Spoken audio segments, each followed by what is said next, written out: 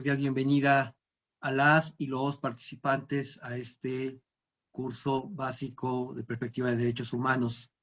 El maestro Juan Ignacio ya se encuentra conectado. Gracias maestro, ya vemos que comparte su presentación. Hay 27 participantes, les pido por favor que demos 5 minutos más para comenzar. Juan Ignacio, 5 comenzamos, por favor.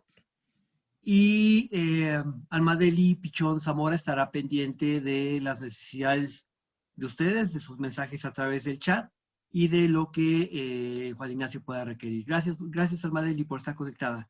Los dejo, nos vemos en un ratito. Yo estoy atendiendo otro curso. Muchas gracias. Bonita tarde. Sí, gracias, director. Perspectiva y enfoque de derechos humanos. Vamos a iniciar un poco recapitulando lo que ya habíamos visto en las dos clases anteriores para que en lo que se van conectando y tocamos el último apartado de los derechos humanos, que es referente al enfoque y a una metodología de estudio de casos sobre enfoque de derechos humanos. Antes de comenzar, habíamos visto en las dos primeras sesiones que los derechos humanos eran producto de estos pactos sociales y de estos acuerdos que trascendían la convivencia social y que se recogían en el sistema normativo de manera positivizada. Que no solamente los debíamos saber desde este enfoque en el sentido de este concepto de decir que son los derechos o las prerrogativas que tenemos por el simple hecho de ser humanos, sino que son productos de estas dinámicas sociales. Y que a partir de esas dinámicas sociales estaban generalmente siempre confrontándose con asimetrías y estructuras de poder, tanto en lo económico como en lo político y en lo social. Luego estuvimos hablando también en la clase anterior un poco sobre que la base de los derechos humanos era esta parte de la dignidad humana, y que esto no solamente la dignidad humana correspondía a un mero concepto ético, sino que esta dignidad trascendía y era recogida en la norma, se convertía en una norma de características jus cogens. Y que los derechos humanos en ese sentido garantizaban o tenían por objeto garantizar un mínimo vital de desarrollo en lo individual y lo colectivo. Entonces, más o menos así era lo que veníamos estableciendo en estas dos primeras sesiones. Y hablábamos un poco también sobre la igualdad, cómo es que se venía manifestando, por qué eran necesarios los parámetros de igualdad si las personas somos diferentes, contamos con diferentes habilidades, con diferentes aptitudes, con diferentes perspectivas. Sin embargo, que esta situación o estas consideraciones heterogéneas de la sociedad nos buscaban de alguna manera matizar y ponían en perspectiva la necesidad de igualarnos a todas las personas en un estándar mínimo en ese sentido. Entonces, y luego a partir de eso, pues empezábamos a ver también que había escenarios de desigualdad, que había desigualdad y discriminaciones, que la discriminación indirecta era por objetivo y la discriminación indirecta por resultado. Entonces, en esto, más o menos en este escenario es donde se vienen visualizando y donde se vienen ejerciendo las situaciones de los derechos humanos. Y vimos algunos otros criterios de la Corte, vimos algunos criterios de la Corte Interamericana, en ese sentido, ¿no? Entonces, hasta aquí todo bien respecto de lo que vimos en las dos clases anteriores. ¿O algún comentario que quieran hacer respecto también si ya leyeron las lecturas o alguna de las lecturas, si están de acuerdo con alguna postura de algún autor o alguna situación creen que vamos bien en ese tema, o ya podemos iniciar a partir de hoy con el temario? Si no hay comentarios. Bueno, parece que no hay comentarios. Entonces, vamos a proseguir. Uno de los esenciales de los derechos humanos tiene que ver con la ciudadanía. Vamos a encontrar una característica de la ciudadanía activa, una ciudadanía, también podemos encontrar ciudadanías pasivas, o ciudadanías vigilantes, o fragmentadas. ¿Por qué es importante tocar este tema de la ciudadanía en cuanto al enfoque de derechos humanos? Pues porque ya tiene relación con lo que veníamos estableciendo en las dos clases anteriores. Es decir, no solamente se trata de la persona en lo individual quien empuja el concepto de derechos humanos, sino es de lo colectivo. Pero lo colectivo no solamente tiene que ver con vínculos jurídicos en sociedades donde aplican los derechos humanos y donde reconocen los derechos humanos y la necesidad de positivizarlos, sino que muchas veces vienen aparte de este impulso, de este acuerdo, de esta agenda política que se ve materializada en la transformación o en la creación de un marco normativo. Entonces, por eso es importante considerar que los derechos humanos no solamente los vamos a ver desde el punto de vista jurídico, o no los debemos entender solamente desde ese punto de vista como una herramienta o como un elemento de limitación del poder del Estado. Entonces, aquí vamos a encontrar que los conceptos, algunos interesantes, que tienen que ver con que la ciudadanía tiene que ver con ese conjunto de personas que integran un cuerpo estatal, un cuerpo y que constituyen, por lo tanto, una unidad institucional. Esta puede ser una unidad comunitaria, generalmente a veces este concepto viene impulsado de Europa y retomado en América, pero hoy muchas veces se está tomando este concepto de una ciudadanía global, ¿no? Con conceptos de la digitalización y los derechos digitales o el acceso a la información desde el acceso a Internet, en ese sentido que permite o que va mostrando ciertas situaciones en las que las fronteras físicas cada vez son más difíciles de establecer o delimitar, ¿no? Porque al final de cuentas, cada vez que tenemos una vida digital, podemos ir construyendo una ciudadanía global, ¿no? Entonces, por eso vamos viendo que estos conceptos que van surgiendo. Y vamos a encontrar, bueno, pues una ciudadanía civil, un concepto o un carácter de ciudadanía civil, un carácter político de la propia ciudadanía, un carácter económico y un carácter social. Una ciudadanía político-electoral en el sentido de la titularidad de los derechos a quienes se les reputan derechos humanos en ese sentido. En México, bueno, pues se les reputan derechos humanos a cualquier persona que vive en territorio mexicano, en general, y ya derechos muy específicos a quienes poseen la calidad de ser ciudadanas y ciudadanos mexicanos por nacimiento y por naturalización. Pero bueno, estos tipos de derechos son muy específicos y van enfocados en otra materia. Solamente lo retomamos un poco para entender la globalidad de los derechos humanos.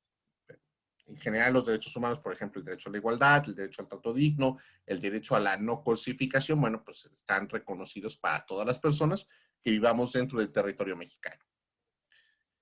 Luego vamos a encontrar también un conjunto de derechos y obligaciones de las personas que cumplen con requisitos, es decir, aquellas personas que están vinculadas a su unidad institucional y a su unidad estatal y que por lo tanto van desarrollando este vínculo de pertenencia y de identidad. En ese sentido, por ejemplo, vamos matizándose incluso con la forma en que se van ejerciendo las garantías de los derechos humanos a partir de estos reconocimientos.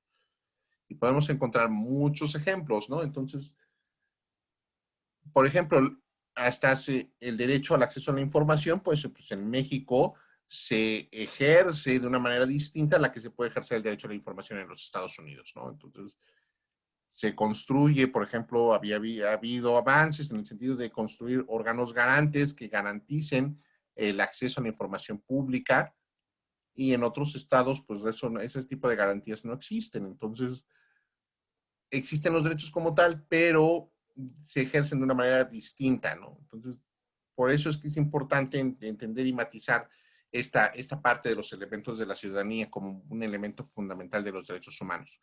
Y luego vamos a ir viendo que existe también un conjunto de garantías para el ejercicio pleno de los derechos humanos y de participación social y política. Aquí solamente se retoma un poco para dimensionar el carácter de estos vínculos que van más allá de lo jurídico, pero no es materia propiamente de este curso.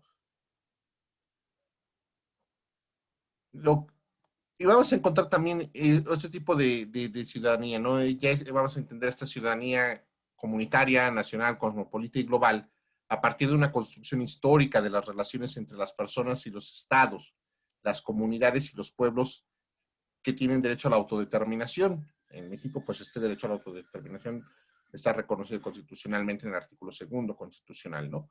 Y vamos encontrando que esta ciudadanía no solamente es este vínculo jurídico, sino que también tiene un matiz de un vínculo político que es pleno con una comunidad que hace actividades políticas, sociales, es decir, pero en el entendido no solamente de una actividad, no lo entendamos desde una actividad partidista o partidaria propiamente, sino lo entendamos una actividad, cuando nos referimos aquí en este curso, a comunidades con actividades políticas y vínculos políticos, nos estamos refiriendo a esas actividades y estos vínculos que crean agendas, es decir, que visibilizan intereses y que visibilizan necesidades desde lo social, pero que en lo social no solamente no se ven resueltas, sino que requieren un reconocimiento o requieren parte de la acción del Estado. Entonces, por ese sentido, es que vamos construyendo ese tipo de vínculos que trascienden a lo jurídico y a lo legal. Y vamos entendiendo esta parte de esta distinción entre nosotros y los otros, es decir, los ciudadanos que contamos con la característica de naturales de una comunidad, personas que hayan nacido dentro de esta comunidad o que por derecho de sangre tengan este vínculo también. A diferencia de personas que vivan en esa comunidad, pero que no como los extranjeros, pero que no tengan estos vínculos propiamente dicho, ni por derecho de suelo, ni por derecho de sangre. Y luego vamos a ir viendo que existía también a partir de esta construcción histórica, ha existido un concepto de barbaridad o de barbarie respecto de los niveles de aceptación de ciertas prácticas sociales, ¿no? Y entonces así se fue dando, y es como también se van imponiendo las ideas de los derechos humanos, a partir de lo que se va asimilando como permisible, y prácticas que no se asimilan por determinados grupos sociales y comunitarios como permisibles son calificados como bárbaros. Hoy podemos entender en este momento, de alguna manera, que una práctica que va en contra de los derechos humanos o que puede ser calificada como bárbara es el matrimonio infantil. Entonces, puede existir comunidades que lo acepten y que para ellos sea válido en ese sentido, sin embargo, en una sociedad puede existir que eso no tenga reconocimiento ni validez social y por lo tanto no deba tener una protección jurídica. Entonces, a esto me voy refiriendo cómo van siendo estos conceptos que van surgiendo y que se van interrelacionando unos con otros. Y luego también hay un estatus que garantiza la participación en la toma de decisiones colectivas de la sociedad. Es decir, los derechos humanos requieren una participación, pero debe haber una garantía que participe esa toma de decisiones. Esto generalmente lo vamos a encontrar en los estados democráticos. Y a partir de eso, bueno, pues vamos a ir desarrollando un proceso inclusivo, que debe ser progresivo, que debe ser evolutivo, que va encaminado a limitar el poder, porque la ciudadanía se va empoderando mediante esta adquisición de poder, y que va incorporando actores, sujetos, y entonces, por ejemplo, pues es donde decía la vez pasada, situaciones que se van dando de reconocimientos de hechos o de derechos que no necesariamente estaban limitados por una expresión claramente establecidas, sino que eran por prácticas, ¿no? Entonces, como fueron las mujeres, hoy pueden ser los migrantes, la migración forzosa, el desplazamiento, ese tipo de situaciones. No necesariamente nos vamos refiriendo a migrantes como esta figura de personas que no son mexicanas, en este ejemplo, sino que puede haber incluso migraciones por fenómenos sociales y que generen desplazamientos forzosos, pues también migran dentro del interior, ¿no? Y aún así, pues van adquiriendo estas figuras, aunque también existen las personas que van migrando en mejores condiciones, en busca de mejores condiciones económicas y sociales, y que también se van incorporando a estos actores y sujetos de derecho que van impulsando agendas y que van impulsando estas nuevas ideas y nuevas concepciones, necesidades y especificaciones o características que van requiriendo la acción del Estado para garantizar derechos humanos, ¿no? Vamos a encontrar también pues, que hay personas extranjeras, que puede haber personas privadas de su libertad, que puede haber menores de edad o infantes, adolescentes. Aquí es un poco el concepto, puede ser solamente para ilustrarlo, no propiamente si entremos a este debate de si entran o no entran dentro de esta agenda pública propiamente. Y bueno, vamos viendo que efectivamente viene un reconocimiento de identidades dentro de estos grupos que se van conformando. Viene un reconocimiento de identidades a partir de las características comunes que comparten estos individuos, ¿no? Y a partir de eso, pues vamos viendo lo que ya habíamos visto en la clase anterior, que requieren de ciertas acciones correctivas, como lo pueden ser las acciones afirmativas o los espacios reservados para impulsar agenda pública. Luego de esto vamos a ir encontrando creaciones de nuevas instancias, es decir, modelos de participación que puede haber en ese sentido de aspectos de democracia directa e indirecta, en el sentido de saber si estamos de acuerdo o no con determinada política pública o con determinada necesidad social, ¿no? Y ya vamos viendo también que existen este tipo de reconocimientos de situaciones representativas, de consultas populares, de consultas indígenas, consultas estrechas, que de acuerdo al derecho convencional, pues hay ciertos grupos que tienen derecho a la consulta estrecha, ¿no? Y entonces vamos a ir viendo ese tipo de situaciones. Hoy con la reforma judicial, pues efectivamente se tiene derecho a la elección de los representantes del Poder Judicial en ese sentido. Entonces, a estos conceptos nos va llevando la formación de ciudadanía que va siendo comunitaria, nacional y cosmopolita. Y luego a partir de eso, vamos a ir viendo que existe un modelo de jerarquización y de sujeción, es decir, se van jerarquizando ciertas necesidades en razón y en función de lo apremiantes que puedan resultar. Esta propia dinámica nos va a crear ciertas resistencias y ciertas disidencias al interior de la dinámica de ejercicio de reconocimiento de derechos humanos. Y a partir de eso, pues vamos a ir encontrando identidades culturales que pueden ser no hegemónicas y determinados grupos, como por ejemplo los grupos LGTB, ¿no? Un claro ejemplo de esto, pues podemos decir y establecer, por ejemplo, en Oaxaca existe claramente un desarrollo de una identidad cultural que se aparta de la clásica identidad binaria en la que nos hemos clasificado las personas, ¿no? Como lo puede ser la identidad MUSE. Entonces, está definido un rol específico y ha sido de tal fuerza la dinámica que, por ejemplo, pues la iglesia ha tenido que reconocer la existencia de este grupo social y establecerle dentro de sus funciones, dentro de sus actividades religiosas o dentro de las actividades religiosas de la iglesia, establecerle ciertos parámetros de actuación y cierto margen de actuación, ¿no? Y entonces, este grupo tiene tareas muy específicas, ¿no? Pueden ser incluso el cuidado de los padres, el auxilio a la familia, etcétera, pero es una identidad cultural de carácter no hegemónico porque sale de esta división binaria de hombres y mujeres y entonces va mostrando cómo se van jerarquizando ciertas relaciones y también al final de cuentas cómo frente a esta ampliación puede generarse una resistencia de crítica y una disidencia de empuje hacia el reconocimiento público y de trascendencia más allá de lo local de estos nuevos modelos de formación identitaria desde el ámbito cultural. Entonces,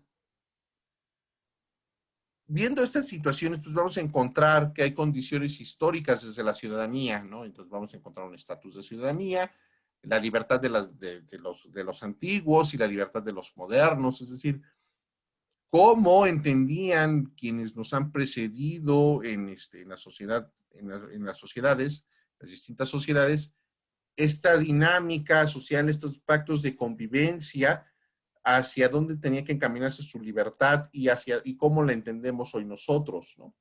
Entonces, a este tipo de situaciones y de debates es lo que vamos a ir encontrando. Es ahí donde vamos encontrando incluso cierta evolución y ciertos caracteres o ciertas condiciones en los que se han dado casos en que hemos encontrado sociedades profundamente conservadoras o sociedades profundamente liberales o incluso sociedades intermedias. Y en el menor de los casos puede haber a lo mejor ciertas regresiones, es decir, ciertos conceptos de libertad que antes existían y que hoy se ven por alguna manera desplazados por aspectos o conceptos mucho más conservadores. Entonces, hacia, hacia allá vamos viéndose. Un ejemplo de esto puede ser cuando surge, cuando surge el reconocimiento de derechos humanos en México propiamente y de los derechos sociales, pues nunca se pensó que se pudiera desarrollar en algún momento la necesidad social del desarrollo, del concepto del derecho humano al libre desarrollo de la personalidad, ¿no? Entonces, este es un concepto relativamente nuevo, que tiene los matices y que se juzga a partir de conceptualizaciones que hoy vemos como moralmente aceptables. Y eso, pues también puede haber ciertas resistencias, como lo decíamos anteriormente, porque va dependiendo mucho y estas críticas van desde las concepciones particulares e individuales que tenemos frente a lo colectivo. Pero es una muestra o es un ejemplo de lo que puede ser el concepto de libertad que se tenía anteriormente frente al concepto de libertad que hoy tenemos. ¿Cuáles son estas condiciones de ciudadanía? Bueno, pues vamos a encontrar elementos subjetivos que pertenecen a los individuos y elementos objetivos que pertenecen al cumplimiento determinado de ciertas características.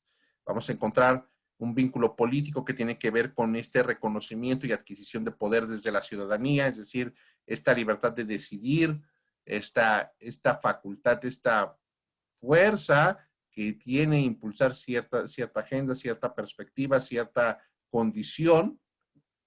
Vamos a encontrar también un aspecto subjetivo desde el aspecto de vista económico que tiene que ver con la posesión territorial, con la capacidad financiera de operar y de reconocer ciertos derechos humanos, ¿no? Los derechos humanos no solamente existen ahí por un mero concepto, sino que requieren de alguna manera una viabilidad económica. Y eso lo constituye un elemento subjetivo. Un elemento subjetivo social. Vamos a encontrar estados de carácter religioso en algún momento, pero también vamos a encontrar estados laicos, como en el caso del Estado mexicano. Habremos encontrado otro tipo de fuerzas, por ejemplo, hemos pasado en América Latina y transitado en América Latina por regímenes dictatoriales a regímenes democráticos, algunos otros gobernados por la izquierda, otros gobernados por ideologías de derecha, algunos por ideologías de centro. Entonces, a eso se refiere este tipo de conceptos y de elementos subjetivos desde lo social que trascienden a lo político, pero que tienen que ver con este tipo de creencias y también con herencias culturales, a partir de conceptos que se han sido heredados y de conceptos y de visualizaciones que van siendo heredadas, pero que también se le van dando reconocimiento y validez a lo largo del tiempo.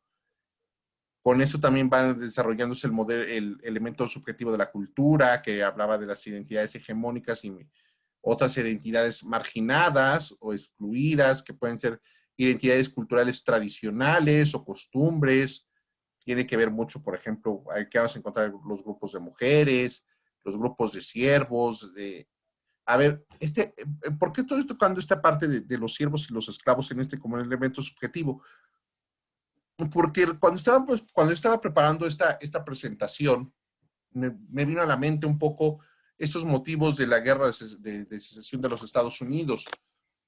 Y en ese momento había un debate en los Estados Unidos muy fuerte respecto de cómo garantizar la libertad en términos generales, ¿no? O sea, mediante la libertad económica, y ahí había como un cierto parámetro de uniformidad, o sea, sí podría ser de esa manera, pero ¿cómo garantizarlo, no? En esta libertad económica.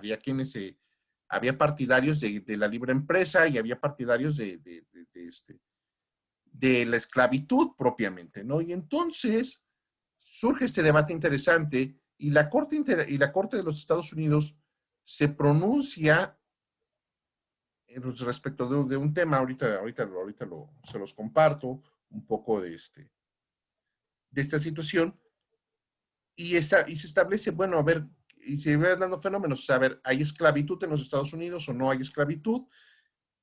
Y cuando se determina que no debería haber esclavitud, pues surge el otro debate, bueno, los esclavos son personas, son sujetos de derecho o no lo son, y entonces surge este debate en lo social, se sigue esta propia dinámica y vamos viendo, ¿no? esta situación hasta que el debate llega a la Corte, a la Corte de los Estados Unidos, y la Corte establece un criterio, ahorita lo voy a compartir para que lo tengan en la plataforma el día de mañana, y la Corte determina que no, que las personas esclavas y de afrodescendientes, más bien dicho, no son personas sujetas de derecho, ¿no? Y surge la necesidad de establecer las enmiendas en la Constitución de los Estados Unidos. Pero además este debate que se va dando, a partir de eso, surge, bueno, se prohibió la esclavitud,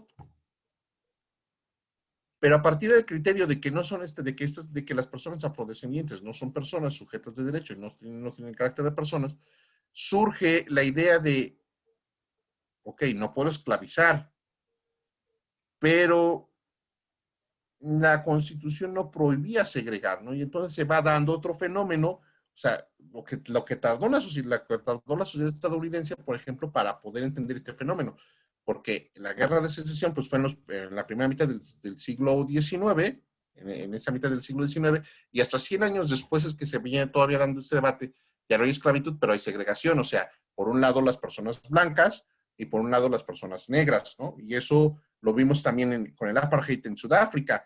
Entonces, ese tipo de identidades tienen que ver un poco con estas condiciones de la ciudadanía para entender a los derechos humanos.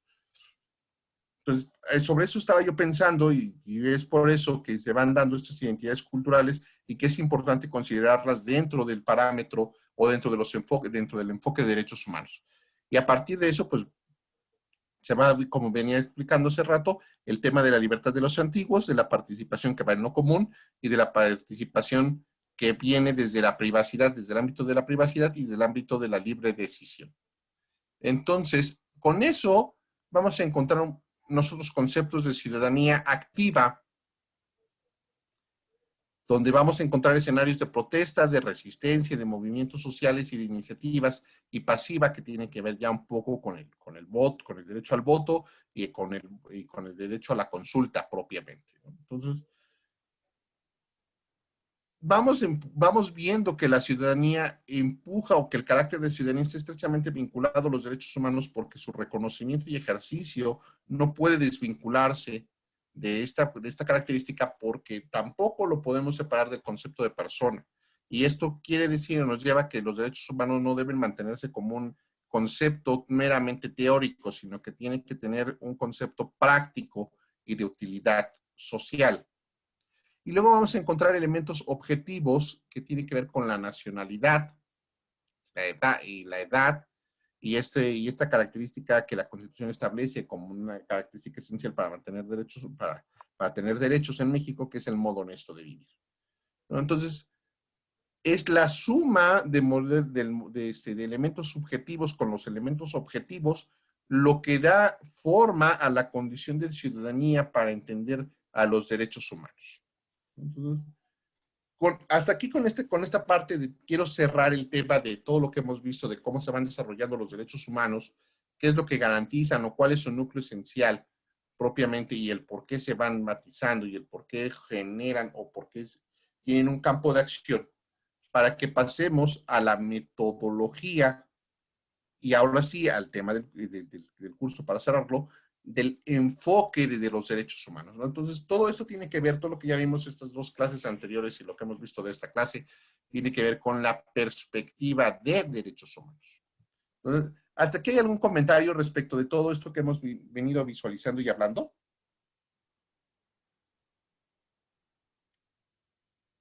Si no hay comentarios. No, por el momento no hay comentarios, maestro. Gracias. Bueno, entonces vamos a pasar ahora sí a la práctica de los derechos humanos, el enfoque de derechos humanos. Hablamos de que los derechos humanos tienen un enfoque de reconocimiento, que vamos a encontrar garantías primarias, secundarias y terciarias. Ya eso ya habíamos establecido, que son garantías de acceso y de interpretación, de subsidiariedad, complementariedad y protección multinivel. Es decir, Los derechos humanos son subsidiarios, se complementan, pero además no solamente se protegen en una sola dimensión, sino que son multidimensionales en este sentido la protección de los derechos humanos. Y por lo tanto, no solamente existen estos derechos, a la par de la existencia de los derechos, existen deberes. ¿Cuáles son estos deberes? Bueno, pues el deber de promover, de prevenir, de proteger, de garantizar. Existe una garantía de investigación razonable, de sancionar adecuada y proporcionalmente y de reparar integralmente el derecho. Un ejemplo de esto es que el Estado, por ejemplo, en materia penal, tiene el deber de garantizar que ninguna persona inocente sea condenada por una conducta que no haya realizado. Entonces, a partir de eso, debe existir una garantía de una investigación razonable que permita cumplir este tipo de, este deber específico, ¿no? Digamos, como a manera de ejemplo. Lo que lo que debe garantizar es que al cumplir que ninguna persona inocente sea condenada o sancionada penalmente, que la sanción que dicten las leyes penales y la actuación del Estado en materia penal sea adecuada y proporcional a la conducta desplegada por el individuo. Entonces, la práctica y el enfoque de los derechos humanos también lleva una interrelación, no solamente de su existencia, sino con el cumplimiento de sus deberes.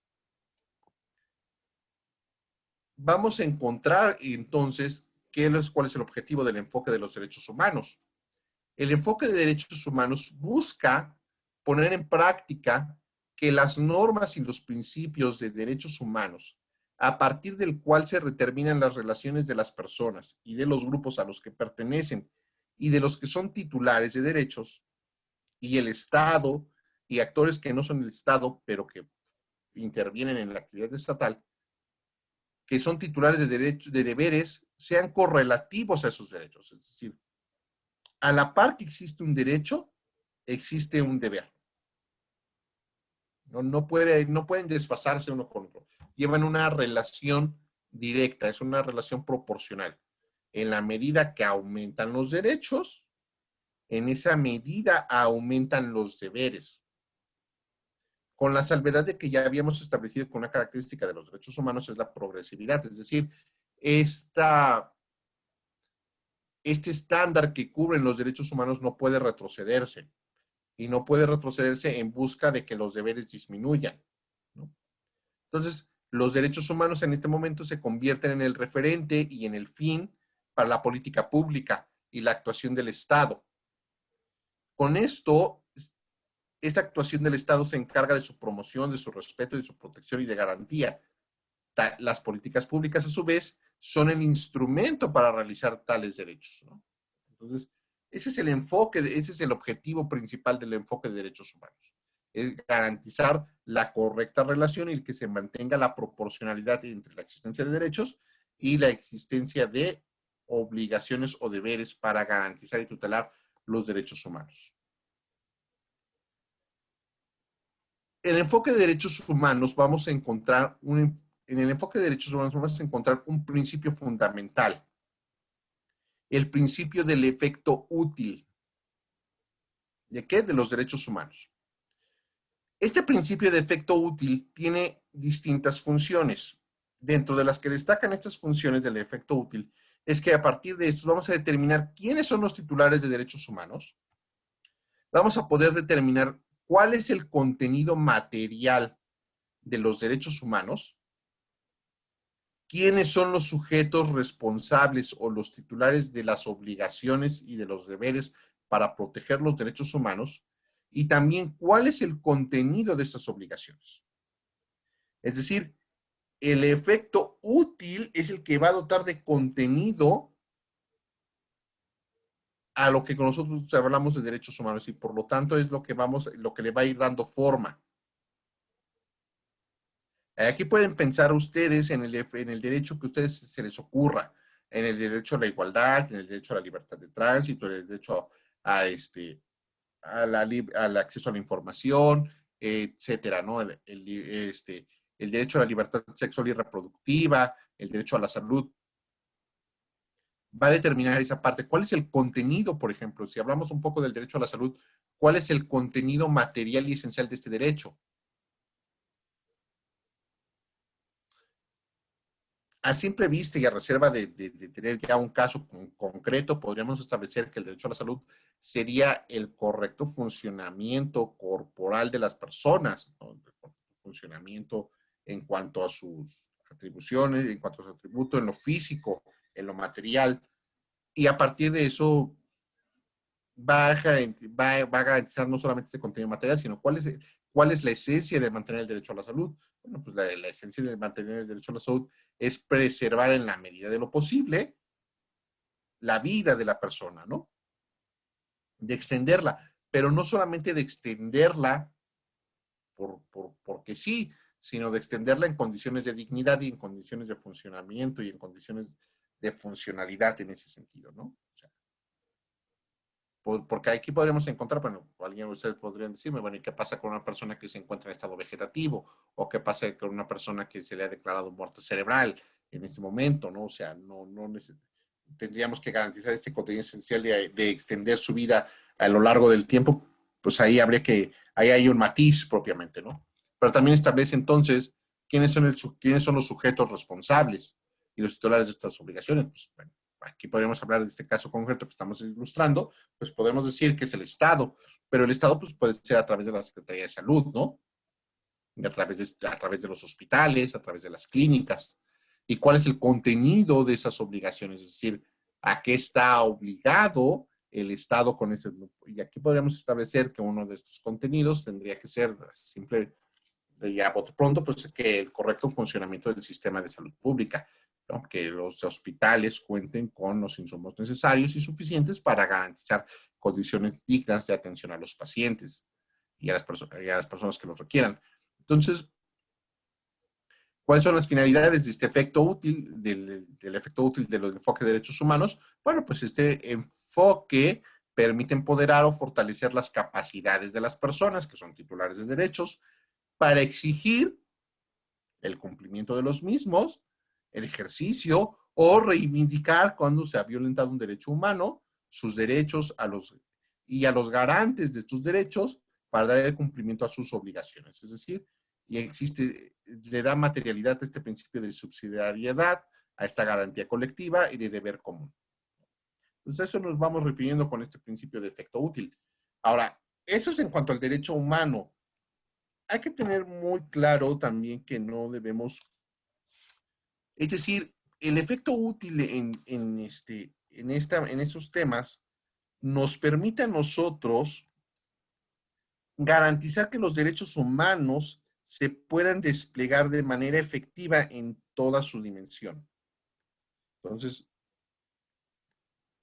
no hay que confundirlo con el efecto útil de los instrumentos normativos que garantizan derechos humanos. Entonces, uno es el género como tal y el otro es la especie.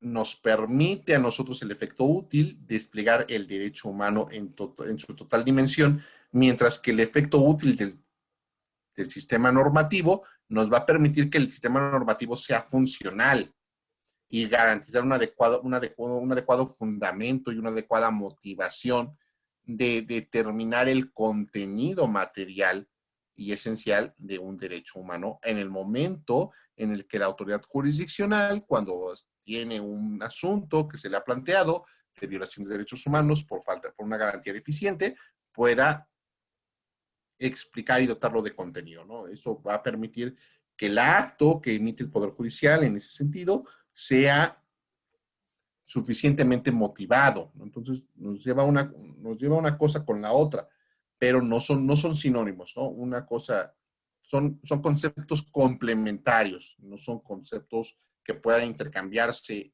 unos por otros, sino que se van complementando. Entonces, ¿sí estoy siendo claro con este principio esencial del efecto útil del enfoque de derechos humanos? Bueno, si no hay comentario, continúo. El enfoque de derechos humanos se basa sustancialmente en esta relación que existe entre los derechos y las obligaciones establecidos en la norma. No solamente internacional, aquí yo establecí que la norma internacional de derechos humanos, pero también abarca el efecto útil de las normas del sistema interno de protección de derechos humanos, es decir, todos los derechos humanos que estén contenidos en la Constitución y en las leyes secundarias también son sustancialmente compatibles entre un sistema de derechos humanos y un sistema de obligaciones o un cumplimiento de obligaciones propiamente. Y le va dando forma. Y el marco institucional, es decir, este ciclo constante de rendición de cuentas, los principios de derechos humanos que son la igualdad y la no discriminación, esta participación, la indivisibilidad de los derechos humanos y el Estado de Derecho. Vamos a encontrar en el enfoque de derechos humanos un marco de condiciones operativas para la disponibilidad, la accesibilidad, la aceptabilidad y la calidad, como elementos del contenido esencial de los derechos humanos. Es decir, ya no solamente nos vamos a ir enfocando del concepto de dignidad, sino que vamos a ir viendo cómo esta parte se va dando de calidad en este sentido y de disponibilidad, de accesibilidad. Es decir, los derechos humanos deben ser accesibles y deben ser aceptables por parte del Estado para garantizar este cumplimiento. Y vamos a encontrar en ese sentido también situaciones, el enfoque de derechos humanos y el efecto útil nos va a garantizar situaciones de protección especial. ¿A quiénes? Pues a quienes se encuentran con una condición de vulnerabilidad, de discriminación estructural o de subrepresentación histórica. Es decir, no solamente tiene que ver con el acceso a la justicia, sino con otro tipo de derechos y que van relacionados unos con otros. Por eso siempre se tiene que ver con esta condición, que ya habíamos explicado también la clase anterior. Entonces, el enfoque de derechos humanos no solamente nos va a permitir establecer estos matices de coexistencia entre derechos y obligaciones, sino que nos permite nosotros también justificar la actuación y la protección especial a quienes lo requieran y quienes sean sujetos de una protección reforzada de los derechos humanos. Y por lo tanto, abatir situaciones discriminatorias en lo estructural. Entonces, hace necesario este enfoque prestar atención de manera sistemática a las normas, a los principios de derechos humanos, a los principios de universalidad, de indivisibilidad, interdependencia, no discriminación y progresividad. Considera su realización o efectividad de los derechos humanos que muchas veces dependen de que se hagan realidad otros derechos conexos, es decir, son interdependientes. Los derechos humanos no podemos, y enfatizo aquí, no deben ser vistos de manera aislada, sino que estos derechos humanos van relacionados unos con otros. El materializar un derecho humano, por ejemplo, el derecho a la salud, nos permite también a nosotros garantizar otro tipo de derechos o vivirlos de alguna manera.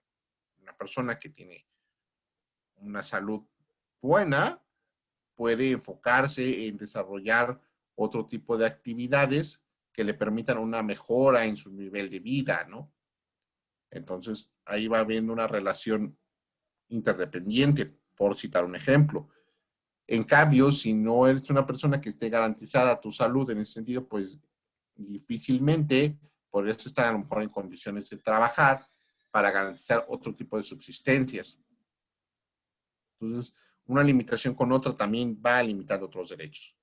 Asimismo, se destacan los principios de participación y de rendición de cuentas. Es decir, esto se va viendo desde manera global, no solamente desde un solo enfoque, sino la participación en el empuje y que va de cómo funcionan los de la protección y las garantías de protección y de tutela de derechos humanos y que vayan siendo efectivas, garantiza rendición de cuentas en cuanto a su efectividad. Y también va desarrollando las capacidades sociales y de los titulares de los deberes de protección de derechos humanos. Es decir, en la medida que el enfoque de derechos humanos se materializa, tendría que traer como consecuencia que los titulares del deber de proteger los derechos humanos cada vez lo hagan mejor. Y por lo tanto las garantías de protección se vayan perfeccionando a lo largo del tiempo en cuanto a estos funcionamientos. Pero también de los titulares, es decir, genera las condiciones para que en el momento en que una garantía de derechos humanos no funcione de manera adecuada y correcta, pueda reclamar en la vía judicial sus derechos. Es un binomio esta situación, ¿no? No se separan una con otra. Uno es consecuencia del otro, ¿no? Entonces, y son perfectamente coexistentes, no se excluyen una visión con la otra.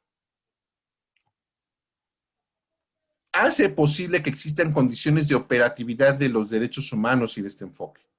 Los elementos institucionales, a esto se refiere, van a identificarse en condiciones de operatividad de derechos, es decir, que sean disponibles, hay que garantizar la disponibilidad de los derechos, pero además también hay que garantizar que sean accesibles en cuanto a dimensiones que sean físicas, económicas, que sean asequibles, que sean en condiciones de no discriminación, de información, es decir, debe existir información de qué se trata el derecho humano y de que estos sean aceptables en términos del respeto y de la ética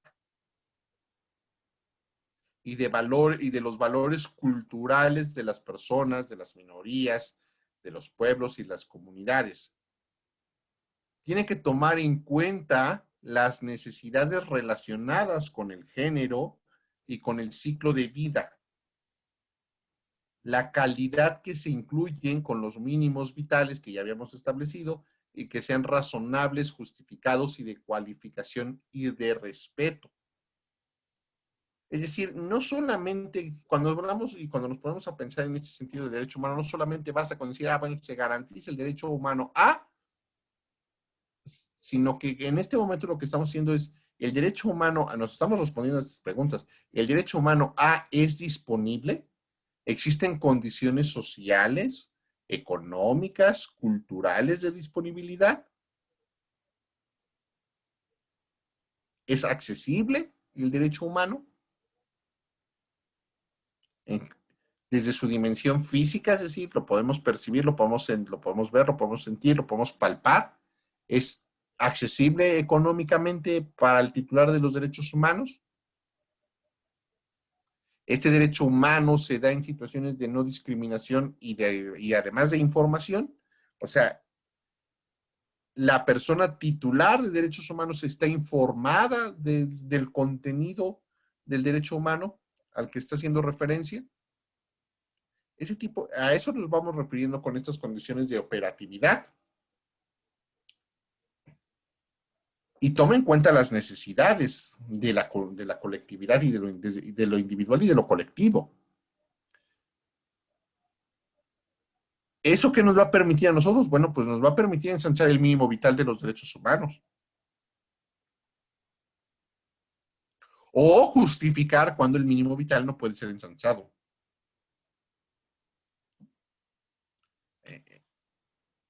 A eso me refiero.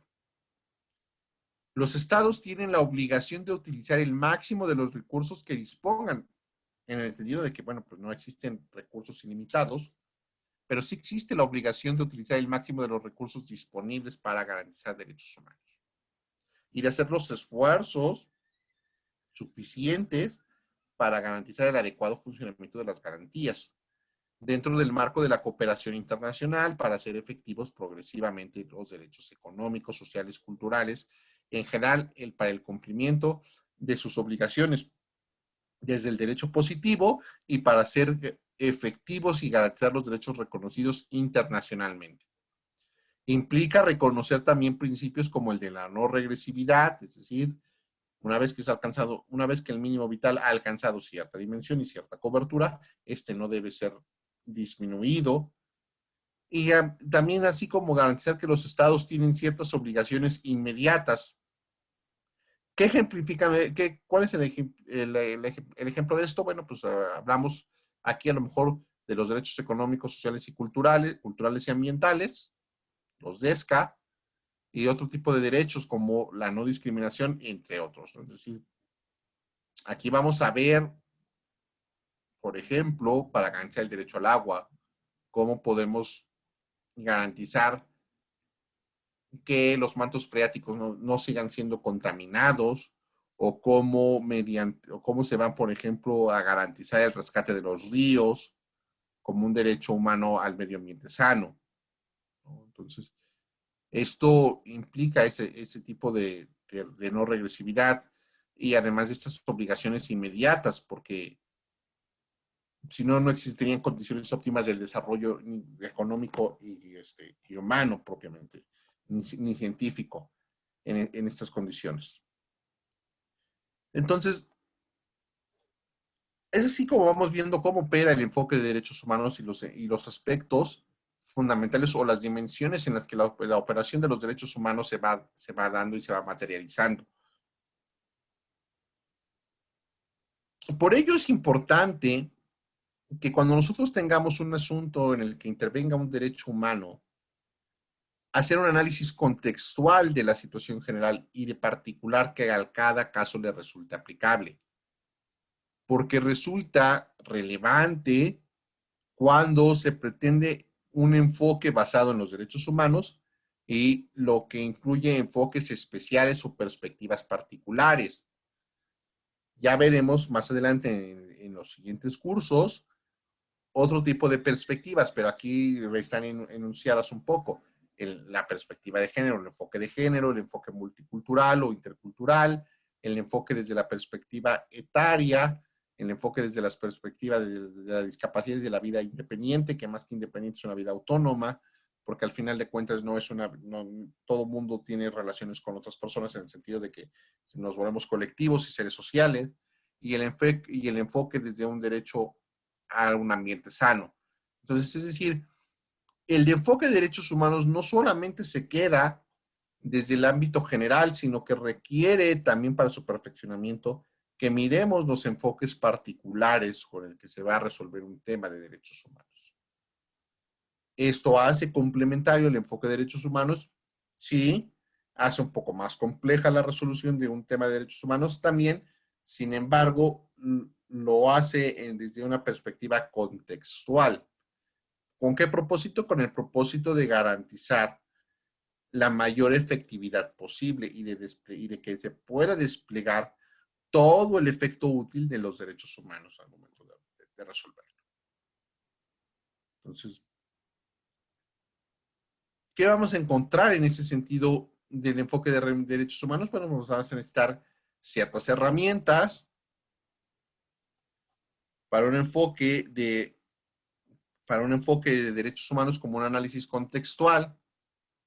Ya habíamos dicho, en esto vamos a encontrar elementos históricos, elementos sociales, elementos económicos, políticos, culturales, normativos y fácticos.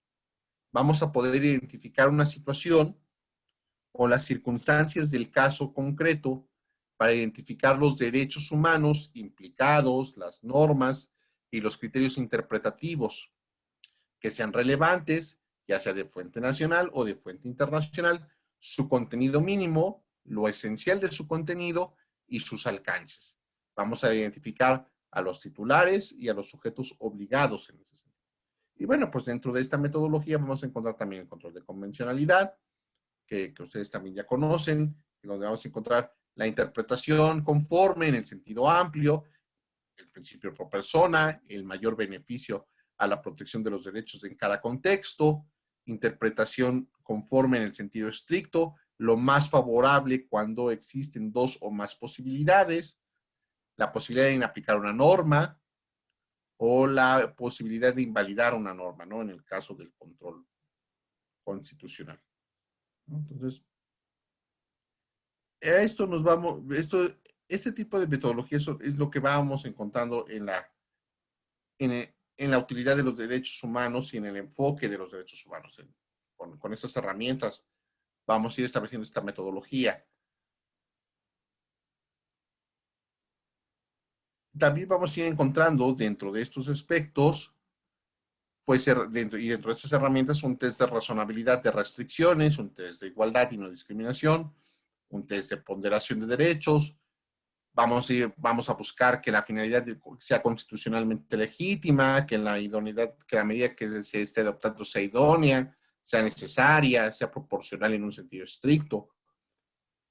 Y con estos niveles de escrutinio, un nivel de escrutinio leve que se refiere a la mera razonabilidad, un escrutinio intermedio que se refiere a la idoneidad y a la necesidad, un escrutinio estricto que tiene que cubrir los 3 parámetros, ¿no? Tiene que ser idóneo, tiene que ser necesario y tiene que ser proporcional. Entonces, ¿hasta aquí algún comentario con respecto a de estas herramientas para garantizar una resolución con el enfoque de derechos humanos?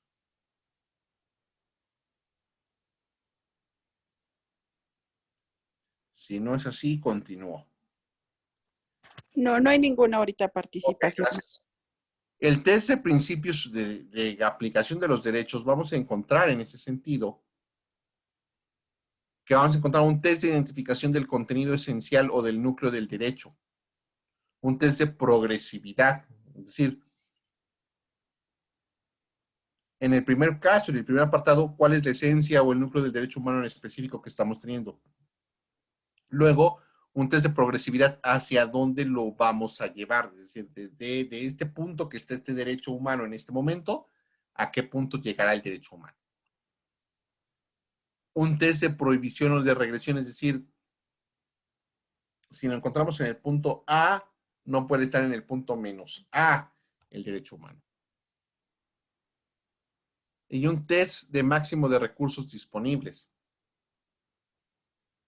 ¿Hasta dónde podemos aplicar los recursos para garantizar el derecho humano que estemos tratando de proteger o de tutelar en esta resolución, ¿no?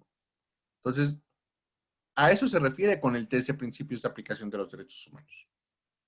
La identificación del contenido, la identificación del sentido de progresividad, la de prohibición de regresión y de aplicación máxima de recursos disponibles. El enfoque de derechos humanos nos debe llevar a garantizar una serie de perspectivas, de principios de prioridad, de enfoques específicos y de enfoques temáticos. Por ejemplo, cuando hablamos de la libertad de expresión, vamos a encontrar una maximización del debate público. Aquí vamos a encontrar que hay un doble estándar.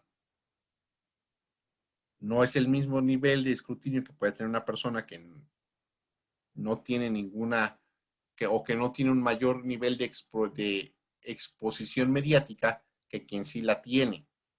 Y también vamos a encontrar ciertos niveles de protección especial frente al discurso de odio, frente al discurso discriminatorio, frente a la ponderación, con los derechos o principios.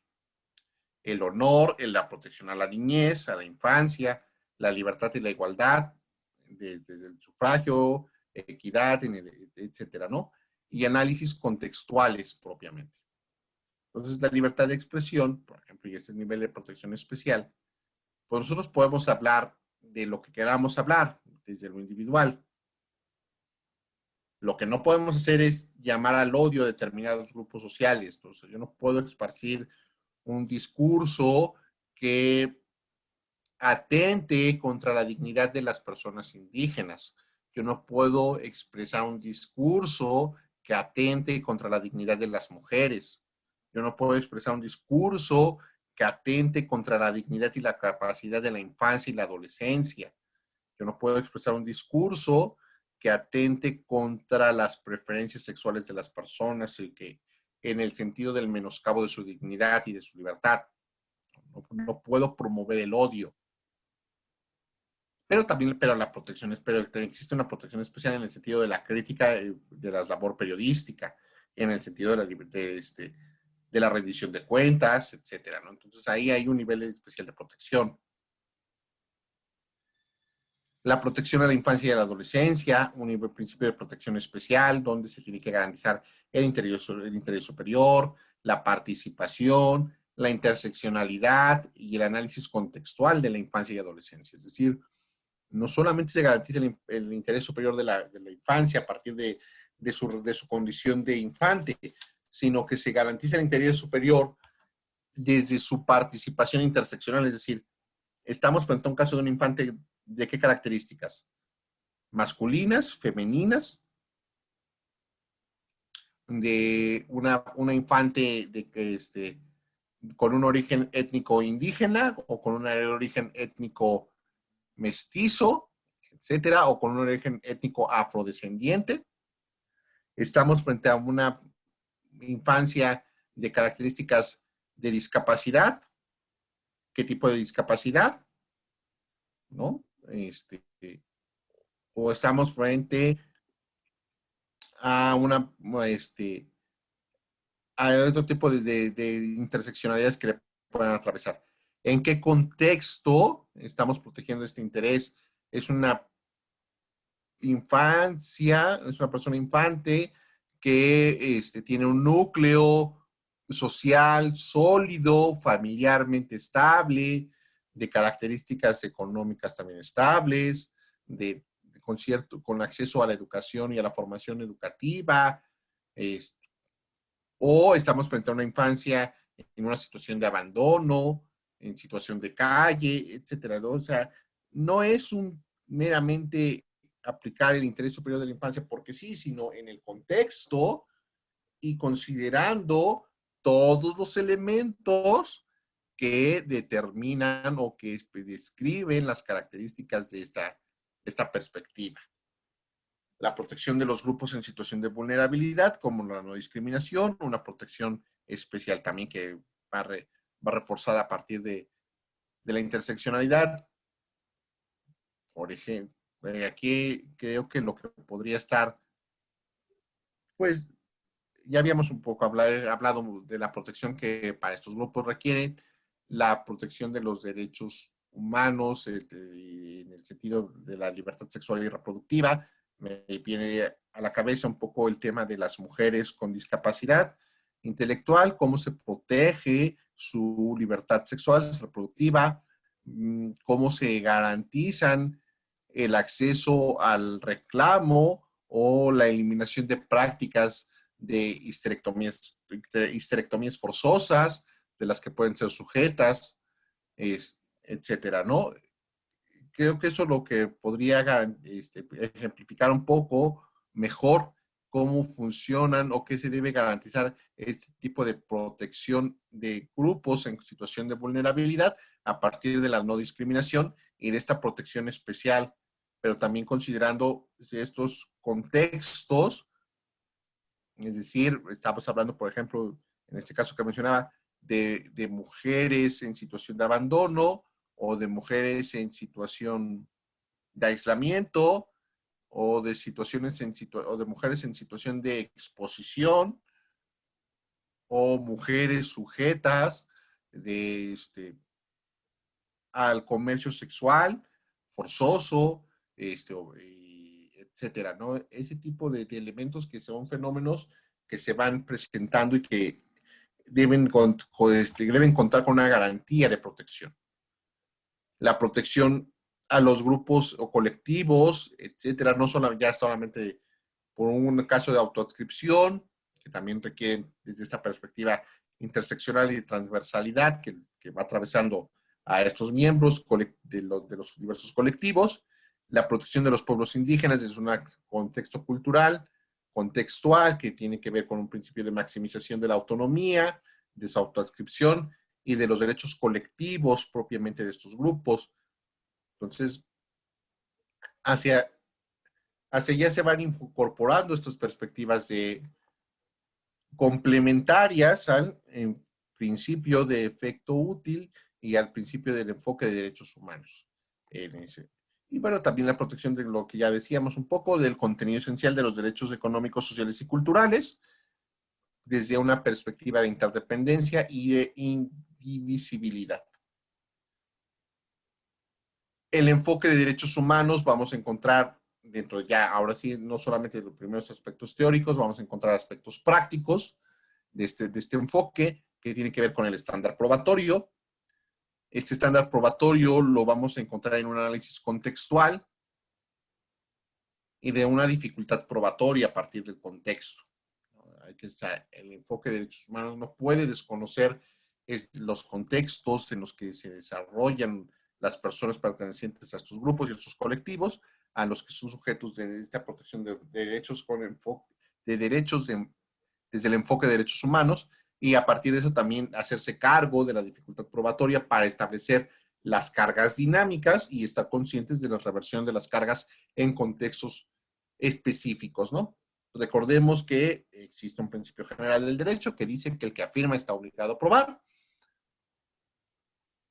con la salvedad de que también quien niega está obligado a probar siempre y cuando su negativa implique una afirmación. Entonces, bajo ese principio, puede existir la posibilidad de que existan reversión en las cargas probatorias para contextos específicos.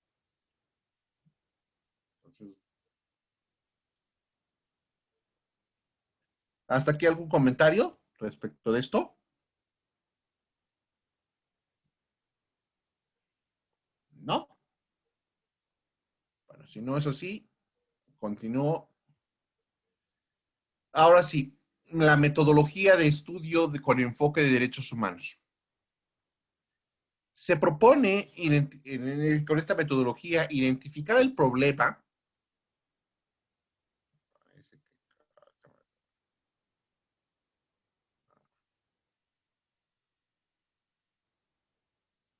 Ok.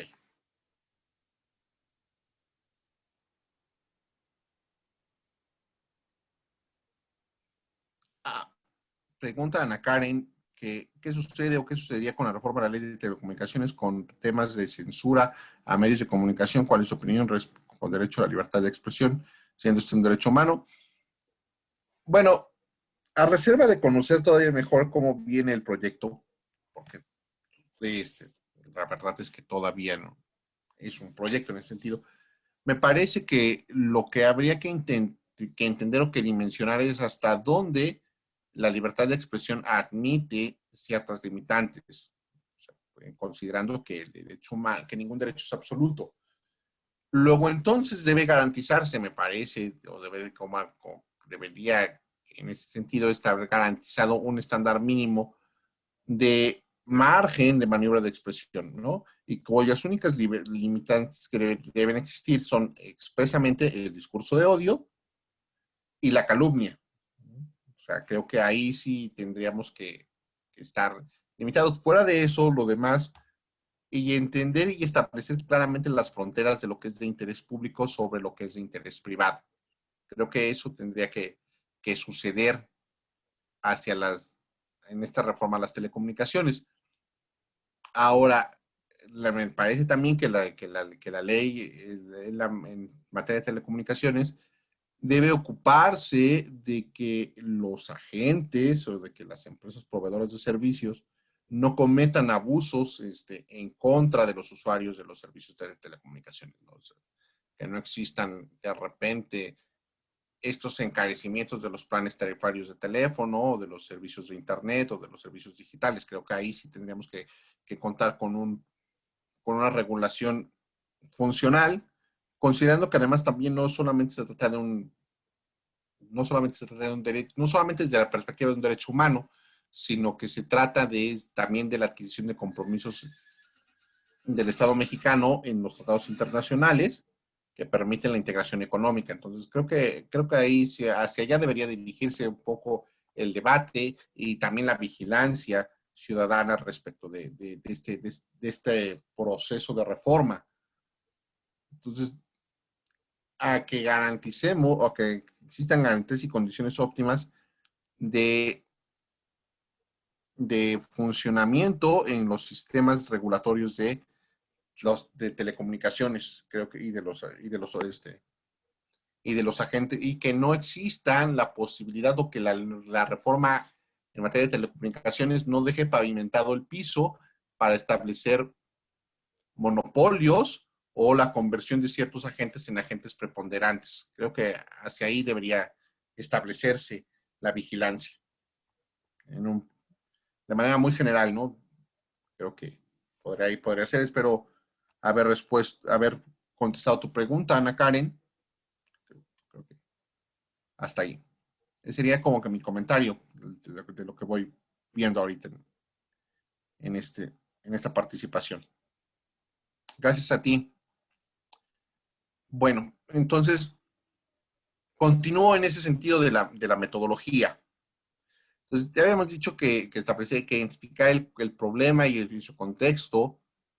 Hay que identificar claramente si se trata de si estamos frente a un caso aislado o frente a situaciones generalizadas para identificar a las personas, a los individuos, a los grupos y a las poblaciones y su contexto específico. Identificar los derechos en juego a partir de los derechos más significativos para la resolución de la controversia o en el conflicto. Y luego, identificar las situaciones de desequilibrio para estar conscientes si existe una asimetría de poder, una desigualdad, una vulnerabilidad histórica, o esta vulnerabilidad es circunstancial. Para reconocer a todos los participantes y hacer una redistribución a todos de manera equitativa en ese sentido. Porque además hay que entender que con esta metodología de estudio con enfoque de derechos humanos, generalmente vamos a estar hablando de intereses colectivos. Entonces, ahí eso es lo que se propone en ese sentido, identificar estas situaciones de desequilibrio. Luego también vamos a tratar de identificar las fuentes, el sistema de fuentes. Vamos a resolver este asunto con fuentes nacionales, es decir, con fuentes que deriven de la Constitución y de las leyes secundarias, o vamos a aplicar leyes de fuente internacional para establecer sus alcances interpretativos desde una perspectiva general o de una perspectiva específica. Vamos a identificar de alguna manera también las relaciones entre los titulares de los derechos humanos, que tengamos que ver, ya sean individuos, ya sean grupos, ya sean colectivos, sean comunidades, y los titulares de los deberes, en el contexto en el que se da su relación. Identificar los deberes generales y los deberes específicos a partir de estos estándares, del estándar exigible en la norma que vamos a aplicar, ya sea de carácter interno o de carácter externo, y luego identificar esta relación de deberes en este estándar. Y luego vamos a identificar también las finalidades y las características de las medidas, soluciones y alternativas. ¿Qué impactos tiene? ¿Qué costos tiene? ¿Cuáles son las consecuencias inmediatas y a largo plazo? Es decir, ¿cuál es el objetivo? ¿Qué queremos lograr con esta resolución? No solamente es, bueno, pues se resuelve y ya. No, o sea, sí hay que estar conscientes, hay que plasmarlo, hay que identificarlo en la medida de que esto haga efectivo el derecho humano, ¿no? Con respecto a los impactos que va a tener. Y luego vamos a ir encontrando también estos niveles de análisis y desempaque de derechos, ¿no? Por ejemplo, pues Serrano y Vázquez establecen que vamos a encontrar derechos seleccionados, que vamos a encontrar después un subderecho que no es propiamente el principal que nos están trayendo a colación con este conflicto, sino un derecho que va interrelacionado con esto. Vamos a encontrar una obligación general, un elemento institucional, propiamente, la disponibilidad, la calidad con la que está disponible este derecho humano, su accesibilidad, su aceptabilidad, esta definición del estándar aplicable y los principios de aplicación. ¿Cuál es el contenido esencial?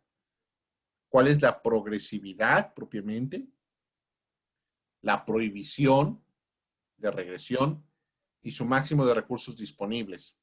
Todos estos principios de protección especial y el uso de indicadores, ¿no? Para encontrar el objetivo, hacia dónde estamos y hacia dónde vamos con esta resolución.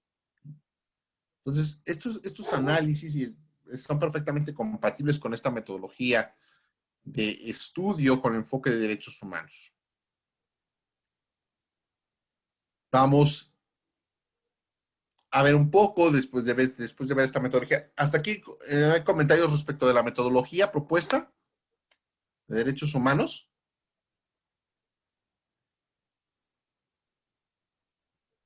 No, por el momento no, maestro. Ok, gracias. Si no hay entonces seguimos. Bueno, vamos viendo con el contenido de derechos y las obligaciones. Vamos a definir las características de los derechos en términos de finalidades, de necesidades y de las capacidades, así como el contenido esencial o del mínimo vital del derecho humano. Precisar el ámbito de incidencia de los derechos, de los reconocimientos, la redistribución y la participación o representación. Vamos a encontrar obligaciones de cumplimiento inmediato, progresivo. Vamos a encontrar características negativas, es decir, de no hacer o de dejar de hacer, y positivas de dar o de hacer. Encontraremos que existe un grado de discrecionalidad en cuanto al contenido mínimo, en cuanto a su finalidad, en cuanto a su progresividad, en cuanto a su gradualidad y la no regresividad, una necesidad de las medidas, condiciones de ponderaciones y una razonabilidad, ¿no? Entonces, todos estos elementos deben ser considerados a la hora de establecer contenido de derechos cuando estemos frente a un caso que involucre derechos humanos o que requiera ser juzgado con perspectiva de derechos humanos y resuelto con enfoque de derechos humanos.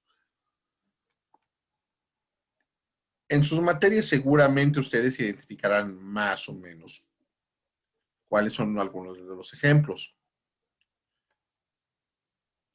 Y también existen estos deberes generales y obligaciones que vamos a encontrar como respeto y garantía, pues a la promoción, a generar una cultura de los derechos humanos, que ya sea brindar la información, la educación, tomar medidas, ser sensibles a este tipo de medidas, por ejemplo, pues las unidades de igualdad de género y no discriminación o de derechos humanos, de las instituciones públicas que se encargan de desarrollar la difusión de estas asimetrías de convivencia social entre géneros, pero además también se encargan no solamente de visibilizar esto, sino que se encargan de diagnosticar y de realizar y de proponer la política pública e institucional para equilibrar estas asimetrías o resolverlas y eliminar este carácter estructural de diferenciación. Y esto requiere medidas de sensibilización, medidas que promuevan los derechos humanos, que son de carácter positivo y de cumplimiento obligatorio, de respeto, de abstenerse de conductas violatorias de derechos humanos, de no impedir las circunstancias que hacen posible el goce de derechos humanos, una obligación positiva de cumplimiento que sea inmediato, una protección de asegurar o de impedir que las personas no sufran violaciones por autoridades o por particulares, es decir, existe una obligación positiva de cumplimiento inmediato y de comportamiento.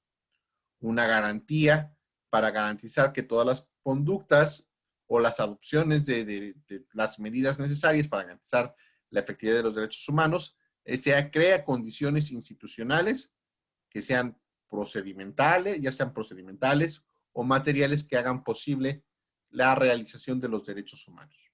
Entonces, como vamos viendo, pues todo va relacionado en cuanto a este tipo de situaciones. A la par que vamos viendo cómo dotar de contenido, también vamos viendo cómo dotar de contenido las obligaciones y los deberes. Tiene una relación directa y en ese aspecto.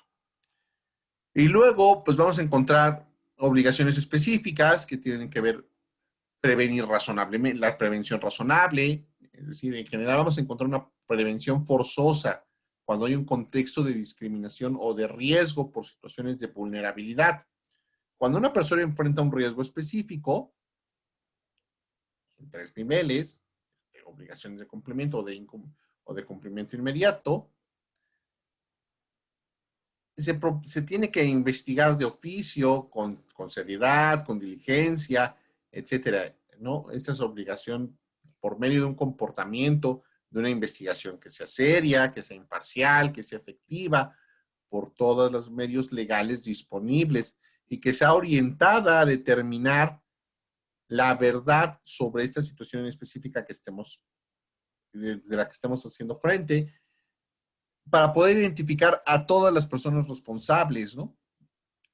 Y una sanción adecuada, que sea proporcional, ¿no? Porque es una obligación de resultado, para poder después reparar integralmente el derecho humano vulnerado, identificando a las víctimas en obligación de resultado. Y existe también ya un deber de adopción de medidas. Estas medidas pueden ser legislativas, administrativas, judiciales o de cualquier otro carácter que garanticen los derechos humanos y una adecuación del orden interno. Es decir, un deber de adopción del principio de efecto útil. Y vamos a encontrar que también existen obligaciones procesales, ¿no? Estas obligaciones procesales las vamos a encontrar de carácter normativo, de carácter fáctico. Cuestiones normativas que tienen que ver con problemas de relevancia. Es decir, aquí vamos a ver que la norma que es aplicable a ciertas cuestiones deben ser plurales, normativamente hablando, y no nos lleven a cuestiones de escepticismo normativo. No son ocurrencias de la persona juzgadora. No debe ser la imposición de la persona juzgadora de, pues es que yo creo que, no, hay una relevancia, hay una normativa aplicable, hay un pluralismo, hay cuestiones que hacen validez en lo personal, en lo temporal, en lo material y en problemas de interpretación. Es decir, frente a estos problemas de interpretación, va a poder determinar cuál es la interpretación correcta, cuáles son los problemas de ambigüedad, de vaguedad, si existen lagunas, si existen contradicciones, si existen condiciones de intención, la finalidad y los objetivos, y qué tan sistemático puede ser ese tipo de cuestiones normativas para interpretar un enunciado normativo desde las reglas, desde las teorías de la interpretación. Ya sabemos que pueden ser una interpretación gramatical, sistemática, funcional, que puede ser teleológica, puede ser incluso evolutiva, es decir, pero cuando es evolutiva tenemos que justificar el por qué nos estamos apartando, justificar de manera reforzada el por qué nos estamos apartando de la interpretación tradicional que hemos hecho de esta norma. Eso debe ser siempre justificado. Porque del caso contrario vamos a tener una argumentación y una fundamentación y una motivación deficiente de la resolución y por lo tanto tendremos un riesgo de que la solución propuesta no sea funcional ni respete el enfoque de derechos humanos que tratamos de garantizar con una resolución cuyo enfoque se base en derechos humanos. Luego vamos a encontrar también una aplicación que puede ser conjunta en el sentido de la buena fe y de los objetivos de todo esto, es decir, cuál es el objetivo del objeto y el fin del derecho humano, y vamos a encontrar cuestiones fácticas, problemas de prueba,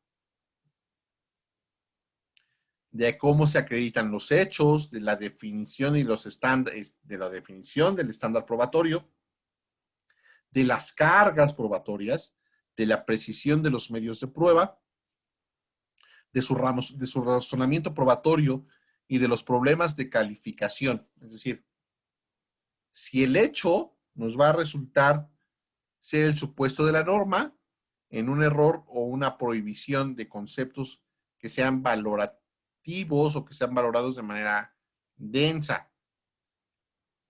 Lo que se trata con garantizar con estos problemas de ser conscientes de esos problemas de cuestiones fácticas es que haya una razonabilidad y una equidad en el trato entre las partes, que implican también unas cuestiones de interpretación, es decir, al final de cuentas, los hechos conocidos son sujetos de interpretación. A eso nos referimos con ese tipo de cuestiones y ese tipo de definir el tipo de controversias y de las posibles problemáticas argumentativas que vamos a encontrar al momento de resolver con enfoque de derechos humanos. Luego, de este enfoque, vamos a tratar de definir el tipo de controversia, ¿no? Pero también vamos a encontrar cuestiones de discrecionalidad Y estas cuestiones de discrecionalidad se van a dar respecto, o son derivadas de la aplicación de normas. Ya sean normas que sean de fin, permítanme un momento. Voy a conectarlo porque si no me estoy quedando sin batería.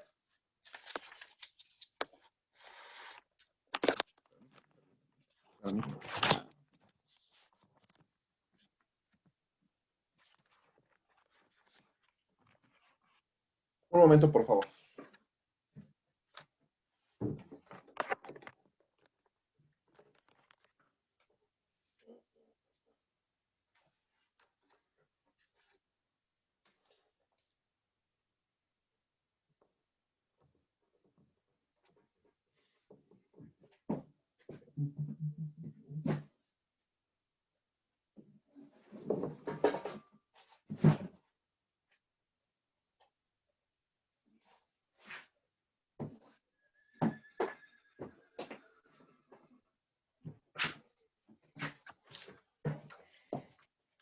Listo, perdón.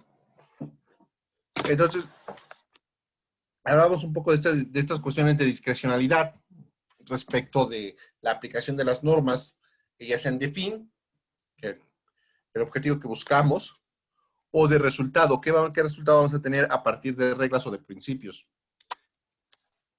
Cuando tenemos ya el deber de alcanzar un fin o un estado de cosas, sin que esto precisamente defina la conducta, no se trata de que tengamos por cuestiones de discrecionalidad por normas de acción o de hacer, o de medio, o de la libertad de medios que puede existir, o el grado de cumplimiento del fin, sino aquí, por ejemplo, vamos a encontrar alcances de la facultad reglamentaria, los principios preferenciales como el interés superior de la infancia, o la maximización de derechos desde una argumentación de medio a fin, es decir, cuando encontremos el argumento adecuativo, ¿no? En este contexto. Y luego vamos a encontrar cuestiones de ponderación, que tiene que ver con la definición de reglas, o en este caso a partir de la ponderación de principios, de bienes y de fines o de derechos, es decir, a partir de la argumentación jurídica que vamos a utilizar. Y vamos a tratar de precisar el contexto de la controversia, distinguiendo medidas que reglamenten o que restrinjan o que violen derechos humanos y las dimensiones regulativas, cooperativas o emancipatorias en cada contexto de este enfoque. Entonces, dudas respecto de estos aspectos prácticos de juzgar con enfoque de derechos humanos, ¿no? Ok.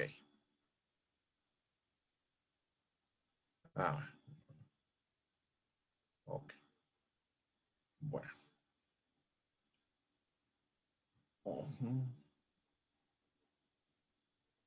Luego vamos a encontrar ya, dentro de los demás aspectos prácticos que vamos a encontrar el concepto, el control de constitucionalidad o de convencionalidad o constitucionalidad. Vamos a encontrar también problemas de interpretación para una etapa preinterpretativa de reconocimiento de la materia, el material jurídico, lo que es relevante, de una situación interpretativa o de proponer interpretaciones que sean plausibles, que sean coherentes, o de una etapa postinterpretativa de determinar la mejor interpretación sobre criterios evaluativos y pretensiones de correlación y su aplicación al momento de resolver un tema con enfoque de derechos humanos. Y vamos a encontrar en este tipo de problemáticas de interpretación conforme en un sentido amplio, que vamos a encontrar que significa que los jueces del país, al igual que todas las demás autoridades del Estado mexicano, deben interpretar el orden jurídico a la luz y conforme a los derechos humanos reconocidos en la Constitución y en los tratados internacionales en los que el Estado mexicano sea parte, favoreciendo en todo tiempo la protección más amplia para las personas. Pero también una interpretación conforme en el sentido estricto, que significa que cuando haya dos o más interpretaciones que sean jurídicamente válidas, debemos partir de la presunción de constitucionalidad de las leyes y dar preferencia a aquella que hace a la ley acorde a los derechos humanos reconocidos en la Constitución. Entonces, ahí esta condición. Entonces, vamos a encontrar una interpretación conforme en dos sentidos. Y luego la inaplicación de la ley cuando las alternativas anteriores, cuando la interpretación conforme no sea posible, pues entonces sí podemos estar ante un caso que requiera una invalidación, tratándose de un control abstracto y concentrado, ¿no? Entonces, eso, bueno, en el funcionamiento del sistema de cómo funciona el control de constitucionalidad en este país. Y bueno, y luego para finalizar ya, el enfoque de derechos humanos que se garanticen los aspectos prácticos en principios hermenéuticos de universalidad, interdependencia, indivisibilidad, y progresividad y perspectivas de análisis y de contexto. Un principio de reinterpretación del derecho a partir del análisis del contextual, considerando el efecto útil e incluso redimensionando el efecto útil a un aspecto intercultural cuando este sea necesario. La definición de obligaciones y deberes correlativos y de valorar las consecuencias y la interpretación atendiendo a las circunstancias generales y particulares. Con esto, lo que se trata de garantizar son criterios de universalidad, de coherencia y congruencia y de consistencia en la resolución del enfoque de derechos humanos y finalmente definir y evaluar el modelo de argumentación y de exposición considerativa. Hasta aquí estaríamos dando término de los aspectos prácticos y del curso de enfoque y perspectiva de derechos humanos. Por mi parte sería todo en cuanto a la explicación. Si hay algún comentario, lo podemos hacer en este momento, en lo que resta de clase. Y si no, pues de mi parte sería todo. Con esto me despido.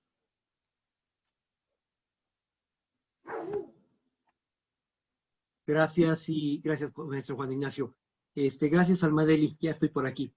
No sé si alguien tenga alguna pregunta para el maestro Juan Ignacio, si gustan levantar la mano o escribirla en el chat para dársela a conocer. Dice Noemí en el chat, todos estos elementos se deben establecer cuando se resuelvan asuntos con humanos.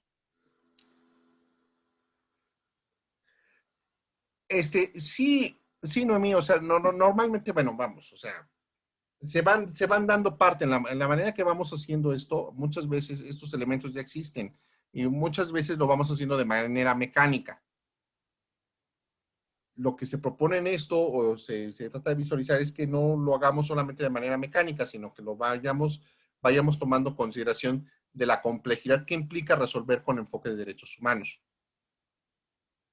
Muchas veces tenemos un asunto y lo damos por hecho y establecemos una metodología y la seguimos y la seguimos y la seguimos y no nos detenemos a veces a pensar qué elementos contienen desde un análisis técnico de resolución del caso concreto si garantiza o no los derechos humanos, pero sí son los elementos mínimos que nos garantizarían a nosotros, de alguna manera, poder establecer la funcionalidad de los derechos humanos. Entiendo que son conceptos complejos, que son muchos conceptos muchas veces, pero si nos damos cuenta, muchos de ellos venían siendo repetitivos. Entonces, pero sí, son los elementos que deben establecerse de alguna manera para resolver un asunto con perspectiva de enfoque de derechos humanos. Entonces,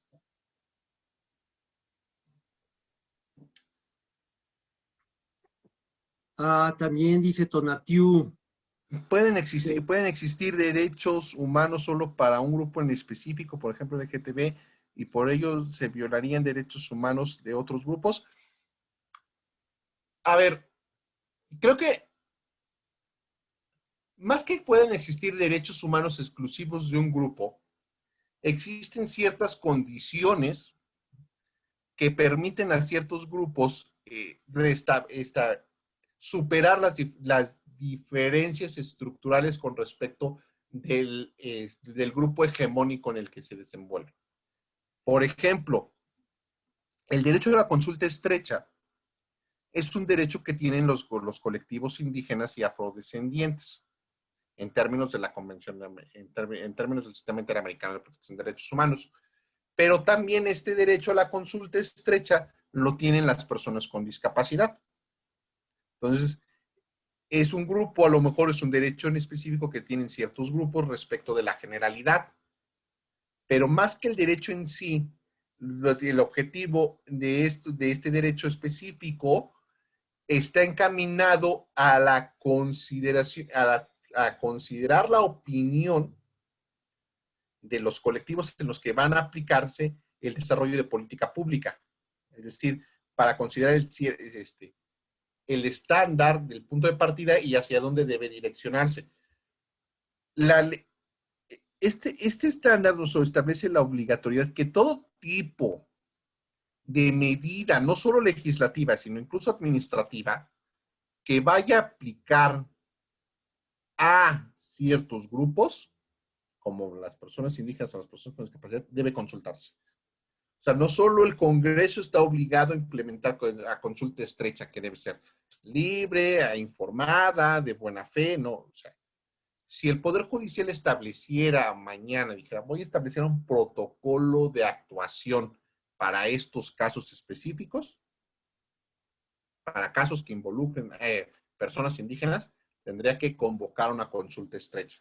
Si estableciera mañana, por ejemplo, la Comisión de Derechos Humanos, o voy a establecer un protocolo de atención y escucha a personas con discapacidad, también tendría que establecer la comisión su proceso de consulta estrecha. O sea, sí pueden existir derechos humanos, no para un solo grupo, no para un grupo en específico de manera exclusiva, sino pueden existir derechos humanos para cierto grupo con el objetivo de la escucha y de considerar su punto de vista en la participación de determinados procesos para superar cuestiones de asimetrías estructurales. Entonces, con ese objetivo pueden existir ese tipo de derechos, Donatio.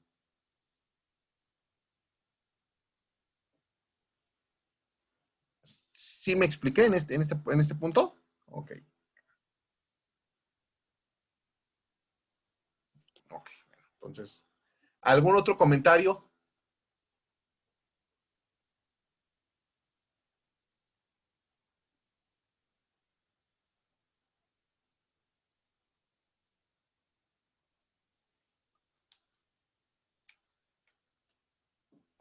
Al parecer ya no hay otro comentario, maestro. Ok, muchas gracias, Alba. Entonces,